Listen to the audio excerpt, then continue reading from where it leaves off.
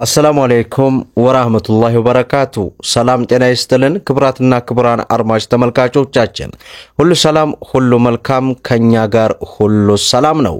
እጅግ ወሳኝ መደመጥ ያለባቸው በተለይም ከየትኛውም ጫፍ እስከ ጫፍ ሆናቸው ለኢትዮጵያ ንግድ ባንክ ተጠቃሚዎችና የኢትዮጵያ ንግድ ባንክ አካውንት ያላቸው እህት ወንድሞች በሙሉ እጅግ በጣም አስደሳች የሆነን መረጃ ነው አመሻሹን ይዤላችሁ የቀረብኩት።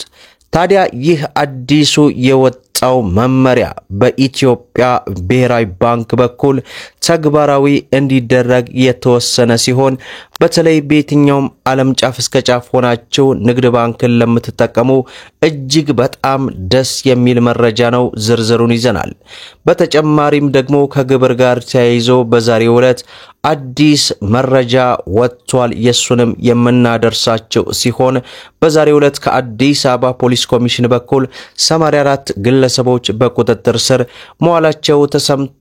ከፍተኛም ጥንቃቄ እንድታደርጉ እንግዲህ የጥንቃቄ መልእክትም ወጥቷል።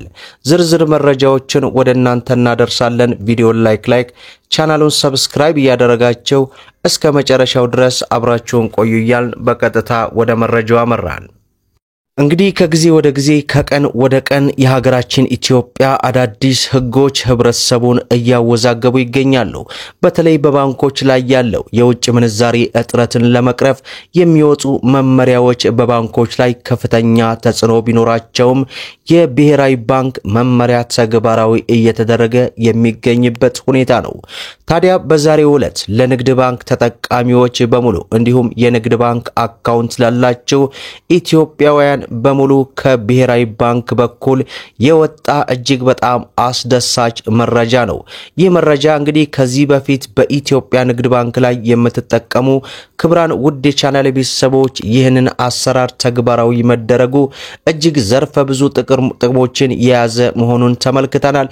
የሱን በማስቀደም ወደ እናንተ የምናደርስ ሲሆን በማስከተልም ከግብር ጋር ተያይዞ እንዲሁም ከ84 ሰዎች በምን ምክንያት ነው የታሰሩት ህብረተሰቡስ ምን አይነት ጥንቃቄ ማድረግ አለበት የሚለው በዝርዝር ተቀምጧል። ወደ እናንተ እናደርሳለን። እስከ መጨረሻው ድረስ አብራችሁን ቆዩ። እንግዲህ በዛሬው ዕለት ኢትዮጵያ ንግድ ባንክና ወጋገን ባንክ በኢትዮጵያ የመጀመሪያ የኢንቨስትመንት ባንክ ፍቃድ ማግኘታቸው ነው የተገለጸው። ታዲያ ይህ የኢንቨስትመንት ፍቃድ ማግኘታቸው ለንግድ ባንክ ተጠቃሚዎች እጅግ ዘርፈ ብዙ አማራጮችን እንዲሁም ዘርፈ ብዙ አገልግሎትን ማግኘት የሚችሉበት መሆኑ በስፋት ተመልክቷል። ሲቢኢ ካፒታል አክሲዮን ኢንቨስትመንት ባንክና ወጋገን ካፒታል አክሲዮን ማህበር ኢንቨስትመንት ባንክ ፍቃድ ያገኙበት የመጀመሪያው የኢንቨስትመንት ባንኮች መሆናቸው ነው በዛሬው ዕለት የተገለጸው። እነዚህ ባንኮች ራሳቸውን ችለው የተቋሙ የካፒታል ገበያ ስራ ብቻ የሚሰሩ የኢንቨስትመንት ባንኮች ናቸውም ተብሏል። በተጨማሪም ለ5 የካፒታል ገበያ አገልግሎት ሰጪዎች ፍቃድም መሰጠቱ ተገልጿል።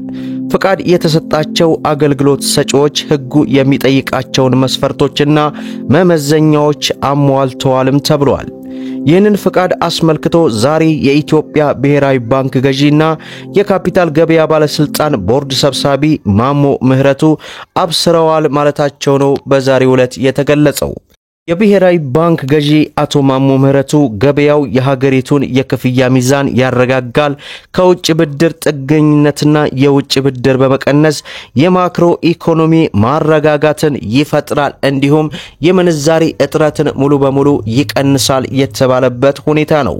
ታማኝነት ያለው የፋይናንስ ስርዓት ለመገንባት የተዘረጋው የካፒታል ገበያ ለማክሮ ኢኮኖሚ መረጋጋት ለመፍጠር ያግዛል ተብሏል። ገበያው አዲስ እንደመሆኑ መጠን ለመቆጣጠር ብቻ ሳይሆን ከሚመለከታቸው ጋር አብሮ ለመስራት እድል መፍጠሩም ተነግሯል። የኢንቨስትመንት ባንኮችና የሰነደ መዋለ ንዋይ ኢንቨስትመንት አማካሪዎችን ጨምሮ ዛሬ ፍቃድ ያገኙ የካፒታል ገበያ አገልግሎት ሰጪዎች በድምሩ 9 መድረሳቸው ነው የተገለጸው።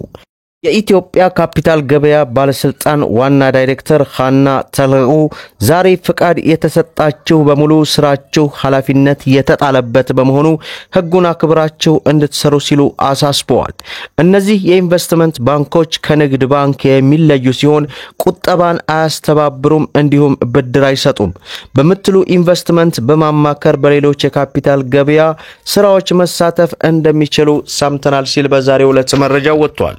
በሌላው መረጃችን ከግብር ጋር በተያያዘ በዛሬው ዕለት አንድ አዲስ መረጃ ተሰምቷል። የግብር ተመን በአስተያየት እንገምትላችኋለን በማለት ከ1.7 ሚሊዮን ብር በላይ የተቀበሉ ሁለት የመርካቶ ቁጥር 1 መካከለኛ ግብር ከፋዮች ቅርንጫፍ ጽህፈት ቤት ተጠርጣሪ ሰራተኞችና ገንዘቡን ከንግድ ማህበረሰብ ሲሰበስቡ የነበሩ 5 ተጠርጣሪ ነጋዴዎችን በቁጥጥር ስር መዋሉን የአዲስ አበባ ከተማ ክፍለ ከተማ ፖሊስ መምሪያ ገልጿል። መጋቢት 2 ቀን 2017 በአዲስ ከተማ ክፍለ ከተማ ወረዳ 1 ልዩ ቦታው ሲዳማ ተራ እየተባለ በሚጠራው አካባቢ ከሚገኙ አሮጌ ዕቃ እየገዙ ከሚሸጡ ነጋዴዎች ሁለት የመርካቶ ቁጥር 1 መካከለኛ ግብር ከፋዮች ቅርንጫፍ ጽህፈት ቤት ሰራተኞች ነጋዴዎችን በማነጋገር ለመንግስት የምትልኩትን የግብር የዋጋ ተመን እናስተካክላለን፣ እንሰራላችኋለን ይሏቸዋል። ይህንን ለማስፈጸም እናንተ በ5 ሰዎች አስተባባሪነት ከያንዳንዱ ነጋዴ ብር አሰባስባችሁ የድርሻችሁን ስጡን በማለት ከ89 ነጋዴዎች 1.7 ሚሊዮን ብር በላይ መሰብሰባቸው ነው የተገለጸው። የዚህን ድርጊት መፈጸም ከህብረተሰቡ መረጃ የደረሰው የአዲስ አበባ ክፍለ ከተማ ፖሊስ መምሪያ 2 የመርካቶ ቁጥር 1 መካከለኛ ግብር ከፋዮች ቅርንጫፍ ጽህፈት ቤት ሰራተኞችና 5 ነጋዴዎች መጋቢት 9 ቀን 2017 ከነ ኤግዚቢቱ በቁጥጥር ስር መዋሉን ምርመራ እያጣራም እንደሚገኝ ገልጿል።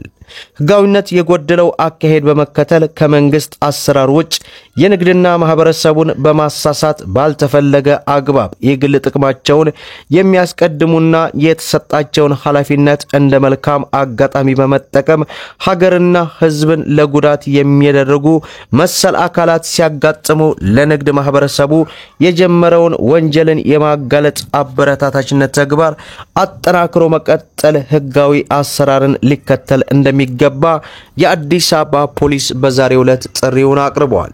በሌላው መረጃችን ጤፍን ከባዕድ ነገር ጋር ቀላቅለው እንጀራ ለገበያ ሲያቀርቡ የነበሩ 84 ግለሰቦች በቁጥጥር ስር መዋላቸውን የሐዋሳ ፖሊስ በዛሬው ዕለት ገልጿል።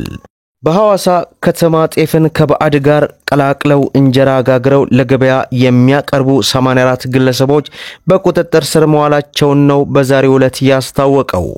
የመምሪያው ኃላፊ ኮማንደር መልካሙ አየለ በዋናነት በታቦር በቱላ በዳቶ ክፍለ ከተሞች ከዚህ ጋር በተያያዘ በ30 ቤቶች በተደረገ ፍተሻ ለጋገራ የተዘጋጀ ሊጥና ዱቄት ከተለያዩ ባዕድ ቁሶች ጋር መያዛቸውንም ገልጸዋል። ግለሰቦቹ ፍቃድ ሳይሰጣቸው በማህበር ራሳቸውን አደራጅተው ወደ ስራ እንደገቡና ጤፍን ከባዕድ ጋር ቀላቅለው በህገወጥ መንገድ እንጀራ ጋግረው ለሆቴሎች ሲያቀርቡ እንደቆዩም ተናግረዋል። የሲዳማ ክልል ጤናና ጤና ነክ አገልግሎት ግብአት ጥበቃና ቁጥጥር ባለስልጣን ዋና ዳይሬክተር ብሪሶ ከተያዙት ግብአቶች ውስጥ ለምርመራ ከተላኩት 7 ናሙናዎች 5ቱ በሰው ጤና ላይ ጉዳት የሚያስከትሉ ንጥረ ነገሮች እንደተገኘባቸው ተረጋግጧል ማለታቸውንና ህብረተሰቡ ከዚህ አይነት ድርጊት ራሱን እንዲጠብቅ የአደራ መልእክትም ጭምር ተላልፏል። እንግዲህ መደመጥ ያለባቸው ወሳኝ የሆኑ መረጃዎች ይህንን ይመስላሉ። ቪዲዮውን ላይክ ሼር እያደረጋችሁ ለብዙ ኢትዮጵያውያን እንድታደርሱት እያልኩ ለዛሬ ያቀረብኩላችሁ መረጃን ይመስላል።